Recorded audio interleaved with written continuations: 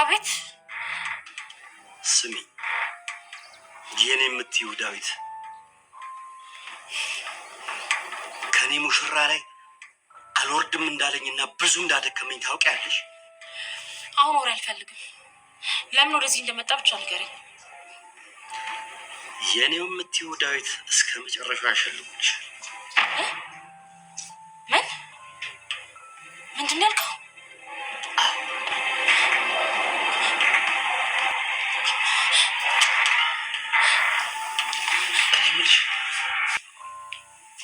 ሉሊትና ዴቭ የት ነበር ሄደዋል ያልሽ? የሆነ ቦታ ደርሰን እንመለሳለን ነበር ያሉት። በቃ የሆነ ቦታ ብቻ? አዎ የሆነ ቦታ። ግን ደግሞ እስካሁን አልተመለሱም። እኔንም እኮ ያስጨነቀኝ እሱ ነው። በዛ ላይ የሁለቱም ስልክ አይሰራም። ምን እየሆነ እንደሆነ በጭራሽ አልገባኝም። ግን ደግሞ አሁንም ሰዓት አለን። ሰዓት ቢኖረንም ጠላቶቻችን በጣም ትንሽ ክፍተት ነው የሚፈልጉት። አዎ ልክ ነሽ። ያቺ የተረገመች የት ናት? ሮዛን ነው። ከሱ ውጭ እዚህ ቤት ሌላ የተረገመ ሰው አለ? እናቷ ጋር ሄደች መሰለኝ። እዚህ መጥተው ነው አብረው ሄዱት። ብታይ እንዴት እንደገላመጡኝ ባንቴሮ። ደመኛቸው ነው መስለው። ሮዛ የማን ልጅ እንደሆነች አየሽልኝ አይደል? ወደዚህ ባንቴሮ፣ እኔ ራሴን የዚህ ቤተሰብ አካል አድርጌ ነበር እንቆጥር። በእርግጥም እኮ የዚህ ቤተሰብ አባል ነህ። ግን ደግሞ ወሳኝ በሆነበት ጉዳይ ላይ እኔን እያገለላችሁኝ እንደሆነ ነው የሚሰማኝ። ቆይ ስለምንድን ነው የምታወራው? ስለ አቶ መሰለ እኔ ነኝ እንዳይሰማ ብዬ ነገርኳቸው። ስለዚህ እኔ ባንቴሮ ስለ ሉሊት አይመለከተኝም አያገባኝም ማለት ነው? ኖ በጭራሽ እንደዛ።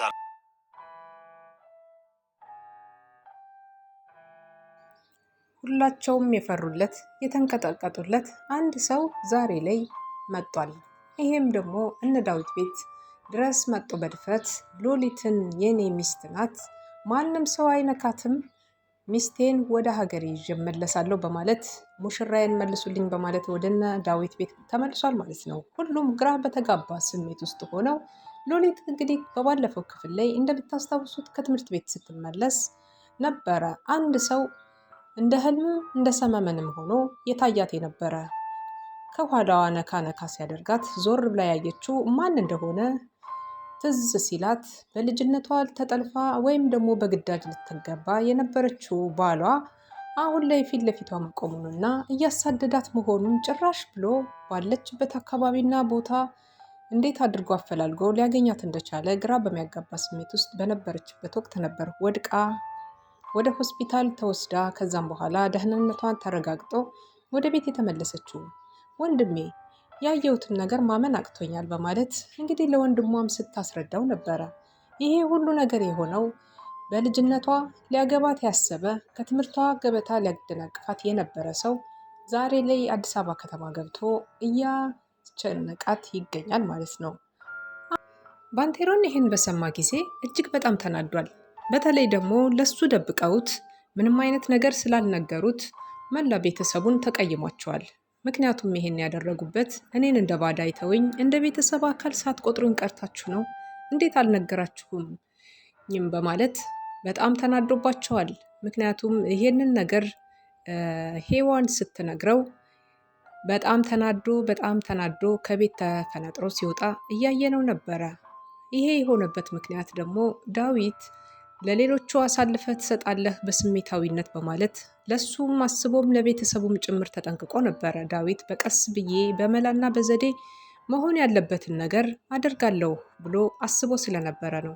ሉሊት ይሄ ሁሉ ፈተናና አደጋ እየተጋረጠባት እያለ እንዴት ለኔ ሳይነግሩኝ በማለት በጣም ተናዶ በር ከፍቶ ሲወጣ ዳዊትን ከፊት ለፊት ያገኘዋል። አልፎት ጥሎት ለመሄድ ሲሞክር ምን ሆነህ ነው ዛሬ ደህና አይደለህም ሲል እኔ የቤተሰብ አካል አይደለሁም፣ እንዴት የሚደረገውን የሚፈጠረውን ችግር እኔ ማወቅ የለብኝም በማለት በጣም ተቆጥቶ ሲጠይቅ ነበር። ስሜታዊ ሆነህ ነገሮችን እንዳታበላሽ ብዬ ነው እንጂ ምን ችግር አለው? የቤተሰባችን አካል ነህ። ግን ደግሞ ይሄ በጥንቃቄ የሚደረግ ስለሆነ ለሞላ ቤተሰብ እንዳትነግሩት ብዬ የተናገርኩት እኔ ነኝ በማለት ዳዊት መልስ ይሰጠዋል። በዛም ላይ ደግሞ አያቅተኝም፣ አሳየዋለሁ፣ ልኩን ነው ማሳየው በማለት እንግዲህ የሉሊት ባለቤት የሆነው ሙሽራዋን ይዞ ሊሄድ የመጣው ሰው ጋር ቀጥታ ወደ መጠጥ ቤት አምርቶ ይሄዳል። በዛ ሰዓት ነበረ በጣም ከባዱ ነገር የተፈጠረው። ከፊት ለፊት ያሉትን ጋርዶች ቀጥቅጧቸው ቢገባም ሌሎች ጋርዶች እንዳሉትና እኔ ማን እንደሆንኩ አላወከኝም ማለት ነው በማለት አቶ መሰለ እንግዲህ ነገሮችን ቀለል አድርጎ ያየው የመሰለው ባንቴሮን እንዲፈራና እንዲቀጠቀጥ አድርገውታል።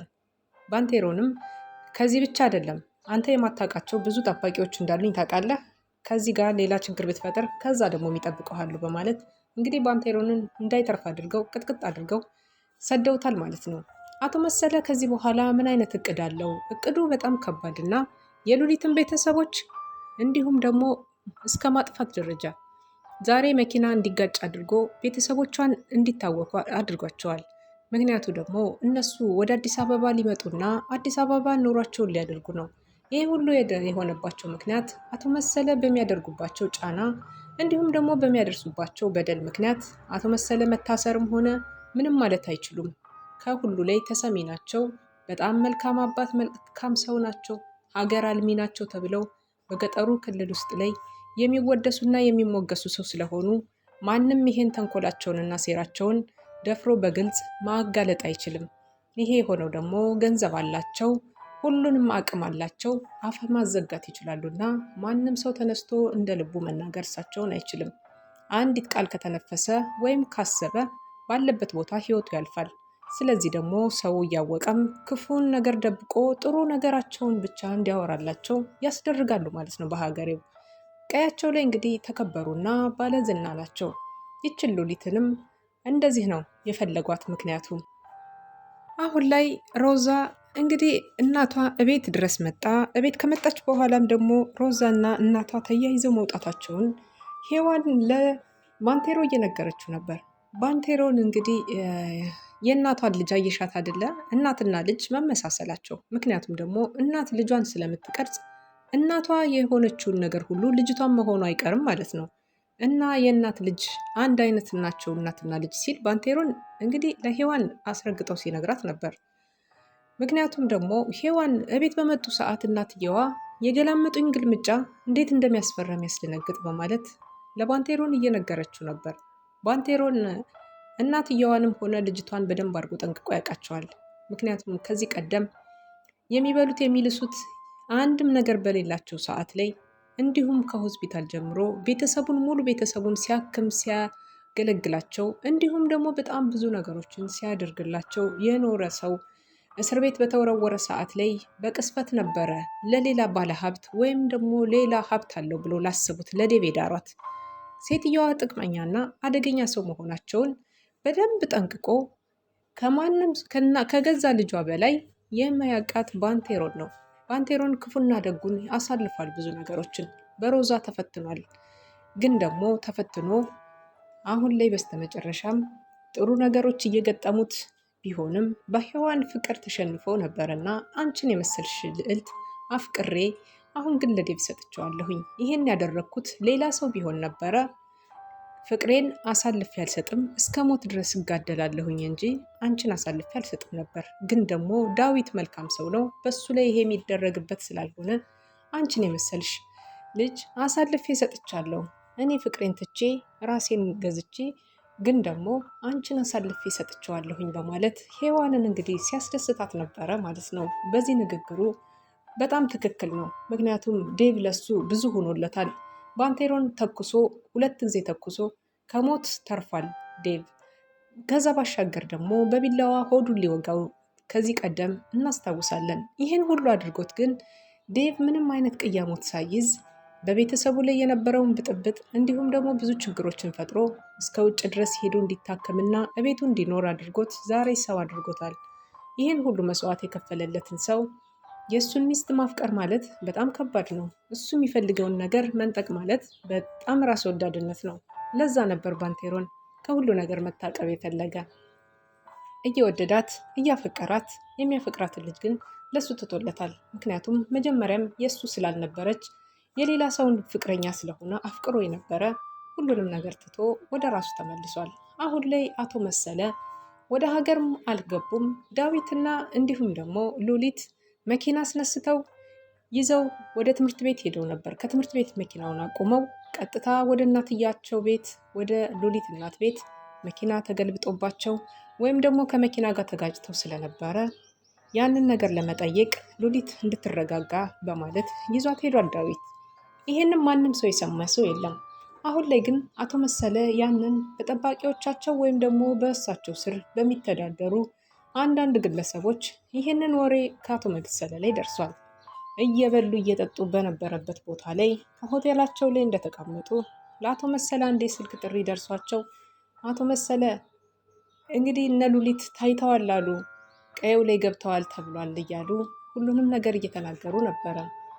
አንገቱን ቆርጣችሁ አርቃችሁ ጣሉት፣ እሷን ግን እንዳልኳችሁ የምላችሁ ቦታ ላይ ወስዳችሁ አስቀምጧና ጠብቁኝ በማለት እንግዲህ ዝናቸውን ለማሳየት የሞከሩ ይመስላሉ። እውነታው ግን ዴቭ እዛ ቦታ ላይ ቢደርስም አሁን ላይ ችግሮች ይግጠሙት አይግጠሙት ባልታወቀ ሁኔታ ላይ ነበረ። ሉሊትም ጠይቆ እዚህ ማደር አለብን፣ ምክንያቱም መሽቷል፣ ከዚህ በኋላ ጉዞ ማድረጉ ከባድ ወንጀል ወይም ደግሞ ከባድ ሁኔታዎችን ምናስተናግድ ይሆናል ወንድሜ ምና መሄድ የለብህም፣ አሁን እዚች ጋር ቤታችን እዚሁ እንደር በማለት እናቷ ቤት እንግዲህ ለማደር እያሰቡ ያሉበት ሰዓት ላይ ነበረ ነገሮቹ ባልታሰቡት ሁኔታ አቶ መሰለ ጉዳዩ እንደተጠናቀቀና ባለቤቷ ማረፉን በር አንኳኩቶ የተናገረው። በጣም ከባድ ነበር ስሜቱ። ሄዋን ነበረች በሩን የከፈተችው። አቶ መሰለም ብስራት ሊያበስሩ ይመስላሉ።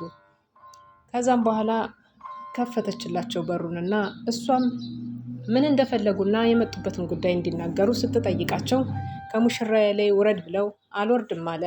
አሁን ግን በቃ ዴቭ እንግዲህ ያንቺ የምትይው ሰው ህይወት እንደሌለና መሞቱን እየነገሯት እሷም ግራ ተጋብታ የኔ የምትይው ሰው በህይወት የለም በቃ ሲላት ነበረ የተጠናቀቀው ድራማው።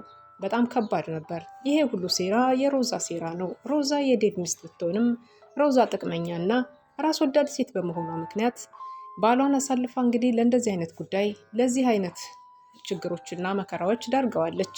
ራሷን አብዝታ ከመውደዷ የተነሳ ነው። የሱ የሆነ ሁሉ ሀብት፣ የሱ የሆነ ሁሉ ንብረት የሷ ነበረ። ብታቅበት ነበር የሱ ሀብት ለሷ መሆኑን የረሳችው ሮዛ ዛሬ ላይ ብቻዬን ካልበላው በማለት እንግዲህ በጥቅመኝነት ተነሳስታ በህልክና በንዴት በራስ ወዳድነት ነገሮችን አበላሽታለች። ሮዛ ምን ይገጥማት ይሆን? ቀጣዩን አብረን የምንመለከተው ይሆናል። እነ ዴቭስ እውነት እንደተባለው ሉሊት ተነጥቃ ዴቭ ሞቶ ይሆን? እናንተስ ምን ትላላችሁ?